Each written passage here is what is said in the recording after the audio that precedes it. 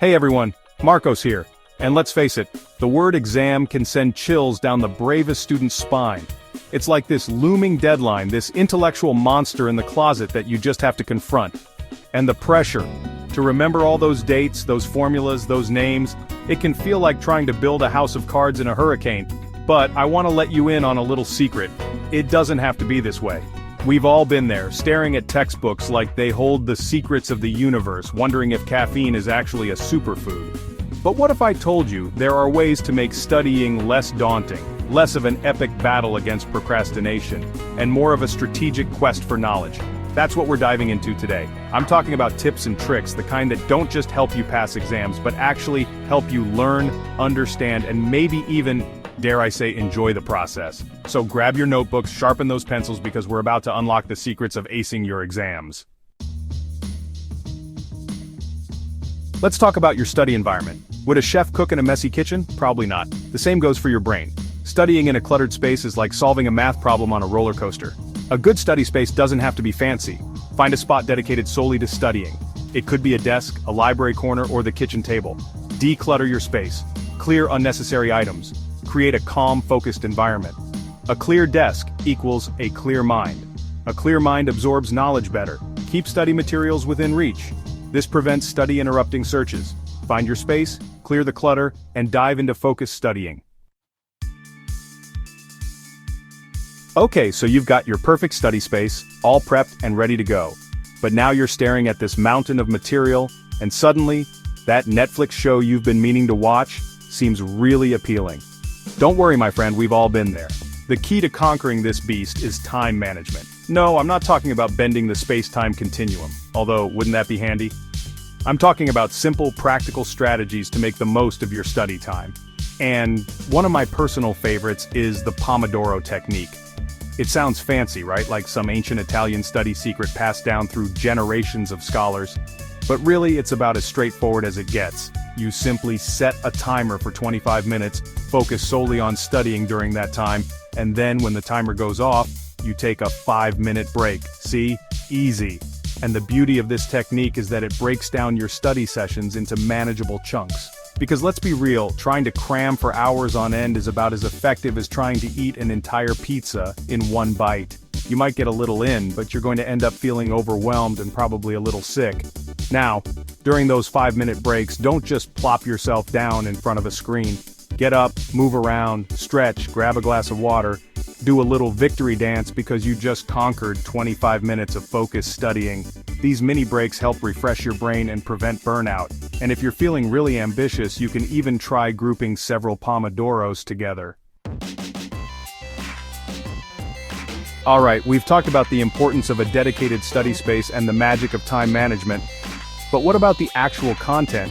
Because let's be real, sometimes looking at the sheer volume of material you need to cover for an exam can feel like staring up at Mount Everest with nothing but a toothpick and a dream. But don't worry, my intrepid learners, we're not going to attempt to climb this mountain all at once. Remember, even the most daunting tasks become manageable when broken down into smaller steps. And that's where prioritization comes in. Think of it like this, you wouldn't bake a cake by throwing all the ingredients in a bowl at once, right? Well, studying is kind of similar. You need to identify the key ingredients, the most important concepts, the stuff that's guaranteed to be on the exam. So, how do you do that? Well, first, consult your syllabus. Your teacher or professor likely outlined the key topics for the exam. Think of it as a treasure map, guiding you towards the most valuable information. Once you've gathered your intel, it's time to prioritize. Let's talk about a common study trap: passive reading. You know what I'm talking about, right? That feeling when you've been staring at the same page for an hour, and you realize you haven't actually absorbed a single word. It's like your eyes are moving across the page, but your brain is off on a tropical vacation, sipping mocktails and completely oblivious to the fact that you have an exam in, like, 2 days. The problem with passive reading is that it's just that, passive. You're not actively engaging with the material, not forcing your brain to really process and remember the information. It's like trying to learn to play the piano by just looking at the keys. You might be able to name all the notes, but you won't be composing any symphonies anytime soon. So, how do we break free from this passive reading rut? Enter active recall. This is a study technique that forces you to retrieve information from your memory, which, as it turns out, is one of the most effective ways to learn. Think of it like a mental workout. The more you challenge your brain to recall information, the stronger those memory muscles become. So, what are some ways to incorporate active recall into your study routine? Well, one of my favorites is flashcards, but not just any flashcards. We're not just copying definitions here. The key is to create questions on one side and the answers on the other. Then, as you go through the cards, force yourself to recall the answer before flipping it over. Okay, let's be real. Sometimes, even with the best study techniques, there are just certain facts or concepts that seem determined to evade our memory. It's like they're playing a cosmic game of hide-and-seek inside our brains, and no matter how hard we try to grasp them, they just slip away. But fear not, my fellow knowledge seekers, because there's a secret weapon in our arsenal against these elusive facts, mnemonics. Now I know what you're thinking. Mnemonics? Isn't that something I learned back in elementary school? And you'd be right, but don't underestimate the power of these memory-boosting techniques. Think of mnemonics as mental shortcuts, clever tricks that leverage our brain's natural tendency to remember vivid imagery, rhymes, and patterns. Because let's face it, our brains are weird and wonderful things, and sometimes they need a little help connecting the dots. So, what are some examples of mnemonics? Well, one of the most common is acronyms, like Roy G. Bivy for the colors of the rainbow: red, orange, yellow, green, blue, indigo, violet. It's simple, it's catchy, and it helps us remember the order of those colorful rays of light. Another mnemonic strategy is acrostics, which involve creating a sentence where the first letter of each word represents something you're trying to remember.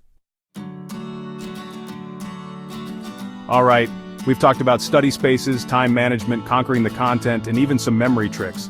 But there's one crucial aspect of exam success that we haven't discussed yet: taking care of yourself. Now I know what you're thinking. Self-care during exams? Marcos, are you serious? I barely have time to sleep, let alone indulge in face masks and bubble baths. And I hear you. Exam season can feel like a relentless race against the clock. But here's the thing. Neglecting your well-being is like trying to run a marathon on an empty stomach. You might start strong, but you're going to crash and burn before you reach the finish line. So, how do we prioritize self-care amidst the chaos of exams? Well, it starts with the basics: sleep, hydration, and nutrition. I know, these sound like the most mundane, boring things ever, especially when you're stressed and running on fumes.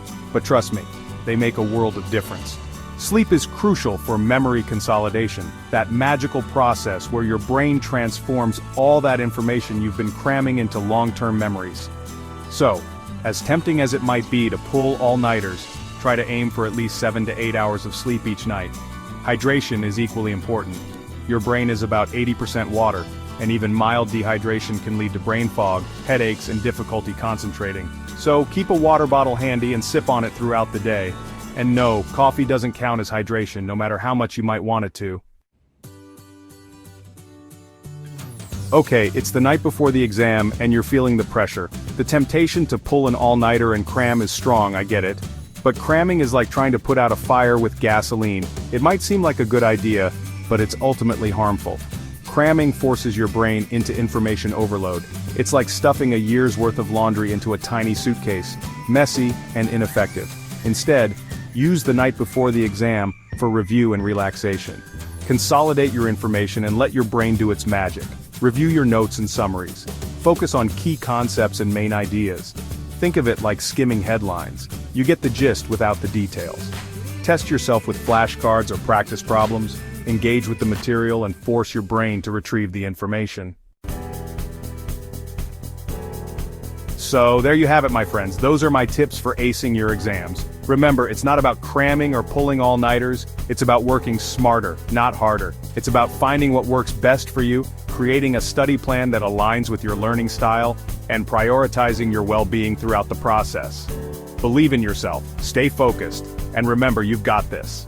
Now go out there and rock those exams. And hey, if you found these tips helpful, be sure to subscribe for more study tips and tricks. Until next time, happy studying. Success is just a study session away. Believe in yourself, stay focused, and good luck on your exams.